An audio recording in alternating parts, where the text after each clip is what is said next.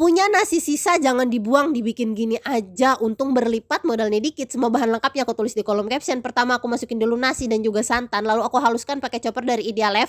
Dan ini ada 2 gelasnya ya bun, kita bisa pakai yang gede ataupun yang kecil. Ini aku pakai yang gede ya, khusus bikin kue. Jadi dia nggak terkontaminasi baunya. Next aku ganti ini pakai pengocok, lalu aku masukin juga nih sisa bahan lainnya, lalu aku kocok sampai nggak ada yang bergerindil ya. Masih pakai chopper dari Idealef. Multifungsi banget, selain buat menghaluskan bisa juga buat ngocok. Aku diemin 1 jam, kalau udah 1 jam kita aduk yang rata, jangan lupa ya. Terus aku bagi 3, kasih pewarna sesuai selera kalian aja, nggak mesti yang ada di video ini. Kasih garam juga. Bagi 3.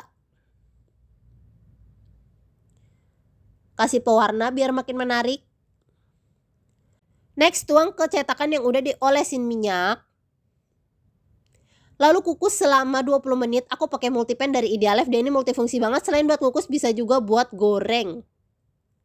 Udah matang, kita angkat. Jadi deh, apem nasinya. Ini olahan nasi paling enak, bisa banget buat ide hantaran, ide jualan, ataupun buat cemilan di sore hari bareng keluarga. Yuk bikin!